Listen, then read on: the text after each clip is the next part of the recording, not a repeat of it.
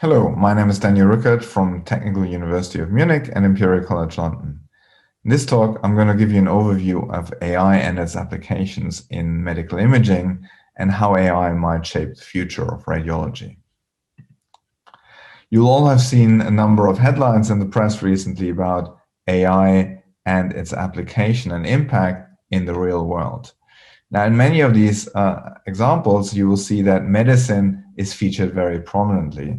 And in fact, AI has a huge potential in medicine. Within medicine, quite often the focus for AI is in the area of medical imaging or radiology, because their AI so far has had quite a lot of impact. And I want to show you a few of the opportunities which exist for AI in medical imaging or radiology. And I want to focus on the different aspects of the imaging value pyramid in this context. Because quite often we focus on how AI might help us with diagnosis and prognosis of patients. And of course, that's a very important area, and perhaps from a patient point of view, the most important area.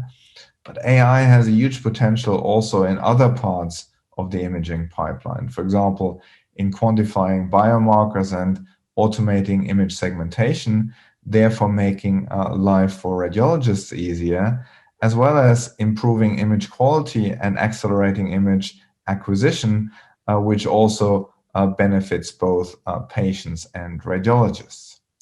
So let's take a look at a few of these applications along this imaging value pyramid. But before we do that, I also wanted to say a bit about what type of AI we're actually using predominantly in medical imaging. And I'm sure you will not be surprised to hear that almost everything we do at the moment in this space focuses on using deep learning approaches in medical imaging. And I've just outlined on this slide the three most common type of deep learning networks which are used in medical imaging. At the top left, you see a deep neural network designed to perform image classification or image prediction based on a number of images which the network is trained with. The network is going to make one categorical or ordinal prediction. On the top right, you see a so-called encoder-decoder network, which instead of making only one prediction per image, performs a dense prediction per pixel and can be, for example, used for image segmentation. And at the bottom, you see a so-called adversarial network, which is also increasingly in use in medical imaging. And I'll show you an example of that as well. So let's start looking at a few examples of deep learning in medical imaging. And the first one I want to show you is in the context of image reconstruction. Now, many of you will know that in order to reconstruct images in a modality such as MR imaging, we acquire our signals in a different domain to the image domain.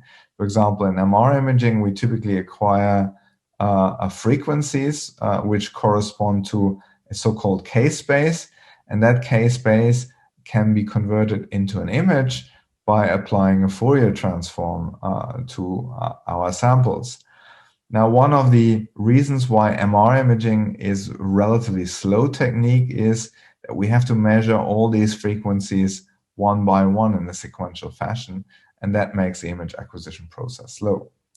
So in order to accelerate the image acquisition, we can, of course, throw away data. If we acquire less data, we can make our acquisition much faster. In the bottom example, you see that I'm only acquiring 25% of our samples, meaning the acquisition is 4 times faster. But if I apply my reconstruction algorithm to this data, you also see that the image quality is much poorer and the images have artifacts. So our machine learning task is now to take those undersampled K-space data sets or the reconstructed images and to transform them into images without artifacts, which can be interpreted by clinicians. Now, for this, we can use learning-based techniques. And of course, in the simplest In a simplest, from a simplest point of view, this can be formulated as a reconstruction task for which a encoder-decoder network can be used. So in this particular network, we would take our corrupted images as input, and we would reconstruct our clean images as output. Now, this is a relatively naive approach, which doesn't work so well in practice because we have no guarantee that the images which are reconstructed actually correspond to our case-based measurements we had initially acquired. So a alternative approach, which is also something which we have developed in our group, is based on a network which operates both in the image domain as well as in the case-based domain and tries to avoid these problems. So in this network, we have a number of layers which are indicated here in blue, and these layers effectively denoise the image and perform de-aliasing operations on the image in the image domain. After we have done this, we take our data in these green layers and go back to case-based and make sure that the reconstructed image is consistent with our case-based measurements. We then keep on repeating this process and iterate between denoising and data consistency layers in our network. Now, this is effectively akin to a sort of iterative reconstruction, which is expressed as an unrolled loop in a very deep neural network. These approaches can be very powerful, as you see here. On the left-hand side, you see the original six-fold undersampled image. In the middle, you see the deep learning-based reconstruction, and on the right, you can see the ground truth. Now, you can see that the initial six-fold undersampled data is hardly recognizable and not of any clinical value. But you can also see that there is hardly any difference between the deep learning-based reconstruction and the ground truth reconstruction, indicating a very high quality of our reconstruction. We can push even our acceleration even further and make even more aggressive undersampling rates work. And here you can see an example with an 11-fold undersampling, and still the deep learning-based reconstruction is hardly differentiable from the ground truth reconstruction. I also would like to show you an example how we can use classification networks. And the example I'm going to show you here is an application in fetal screening where we're acquiring video streams of ultrasound images, and we would like to automatically detect whether we have captured a standard view of the fetus, which have to be captured in order to make a fetal screening diagnosis measurements. So the problem we have is we get these ultrasound images in a video stream, and we would like to automatically identify whether they correspond to the standard planes. So this is clearly a classification task. And one of the requirements for us is to perform this task in real time as the images come from the ultrasound machine. Now, you'll probably see that this is something which can be addressed using, again, a convolutional neural network. In this particular case, we have a simple network which has to perform a classification task, and ideally should also give us confidence values for those classifications. Now, we have implemented this using a very large data set, which we have as part of our clinical collaboration projects. And I want to show you a short video which illustrates our system working on such a video stream. On the bottom left, you can see different classes, and the class probabilities are updated in real time. Here you, for example, see a view of the thalamus, a view of the cerebellum in the brain. And at the top right, you can also see the frame rate at which our system runs and performs classifications in real time. Now, such a system can automate quite a lot of processing for our clinician and streamline the workflow. We can also use such a system to help us with interpreting 3D data. What you see here is the same system running now with 3D ultrasound, where the task is not to perform classification of 2D planes, but the task is to perform the optimal to estimate the optimal 2D plane within a 3D volume. And for this, we're using a very similar approach to what I've shown you before, where we're coupling this approach with a reinforcement learning approach and an artificial agent which explores the 3D volume of data and automatically finds the optimal view plane within the 3D volume of data. Now, of course, we can also use our deep learning approaches to perform image analysis tasks such as image segmentation. Here you see an example of an encoder-decoder network being applied to cardiac MR data and segmenting cardiac MR data in a very reliable fashion. One of the things which is very impressive in this is that even though this algorithm has been only trained with static data, it can also operate on cine MR images and performs very smooth tracking of the heart as well as segmentation of the heart in static time frames. Now, I think one of the most powerful aspects of these deep neural networks for tasks such as segmentation is that we can take the same network and solve different tasks with that same network by simply changing our training data. So you see here a very similar network being deployed for performing organ segmentation in whole body MRI images. And you can see that we can do this very reliably and very well, even though you're using effectively the same algorithm, just with different training data sets. You can also use the same algorithm to perform segmentation of brain MR images.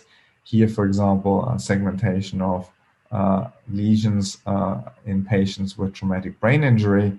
And again, we're simply changing the data set here for training, but otherwise the basic neural network models we're using are the same.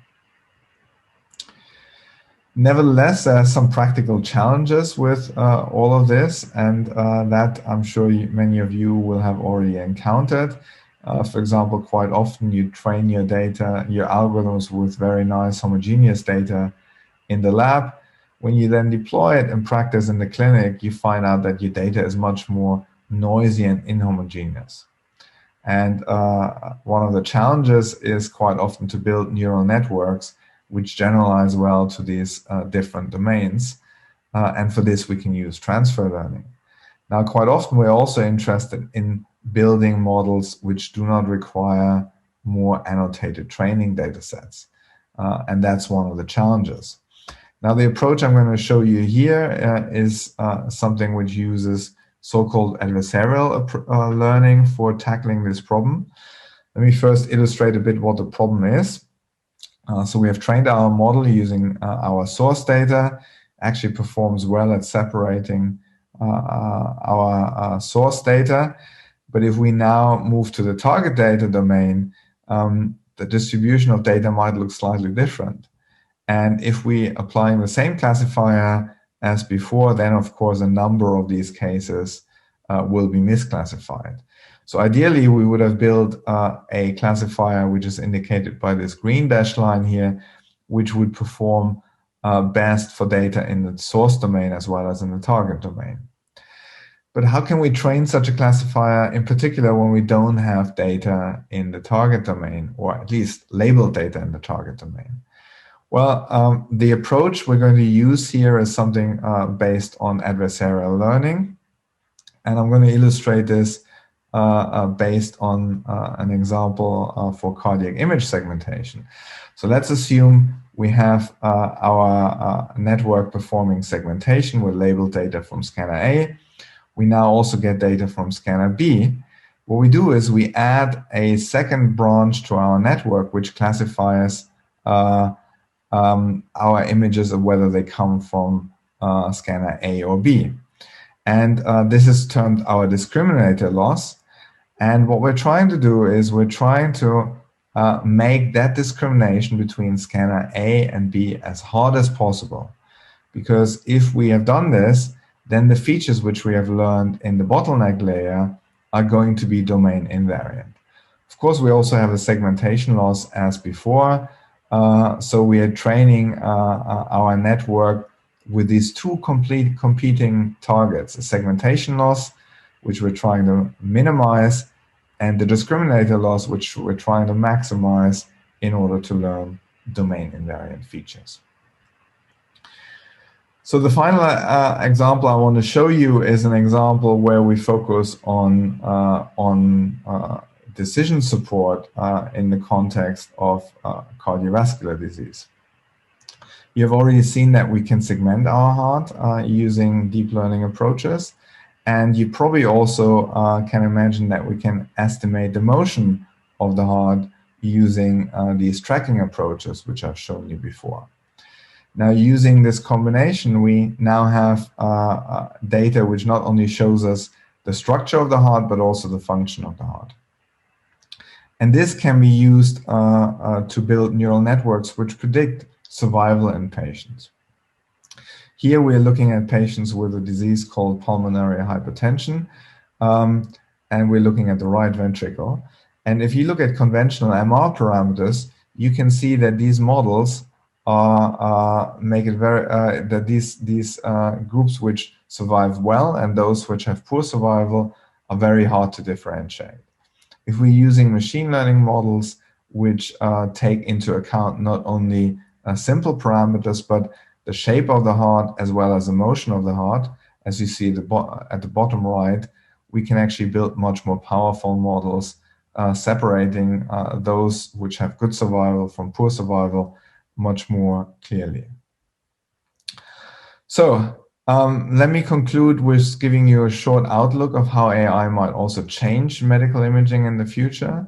So, so far, you have quite often seen that our traditional imaging pipeline is a serial process where there is very little interaction between the different stages in the pipeline.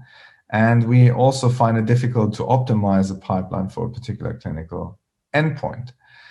Now, in AI-enabled medical imaging, we can actually start to couple these processes of acquisition, reconstruction, and analysis and interpretation much more closely. And that probably also gives us the potential for optimizing the entire pipeline in an end-to-end fashion. And this is something which I think will attract a lot of attention over the coming years. I also wanted to show you this quote from Jeff Hinton, who I think many of you will know, who said a couple of years, we should stop training radiologists now. Obviously, this hasn't happened. And I think it's also not a particularly good quote. I think a much better quote comes from a radiologist who said in the same year to the question, will AI replace radiologists? I say the answer is no. But radiologists who do AI will replace radiologists who don't. And I think that's a very true statement. I think you will see in the future radiology becoming much more a science of data, where radiologists have to integrate data from different sources and interpret this data in a very multimodal fashion. Of course, there's also one potential direction which I think will also attract attention and that's really the question of, can we actually go from our raw data which we acquire directly to the diagnosis? So can we bypass the entire pipeline which I've shown you before? And of course, this is what happens quite often in other areas of medicine and lab medicine, where you make measurements and you directly can use those measurements for diagnosis. So the question perhaps which Jeff Hinton phrased was the wrong question. Perhaps the right question should be, do we really need images at all? I think we will always need humans which are in the loop, who interpret the data we generate. But the question whether we need images at all is something which I think is up for debate. And with this, I would like to thank you for your attention. And I would also like to thank all our collaborators, our postdocs and PhD students. And I hope you enjoyed this talk. Thank you very much for your attention.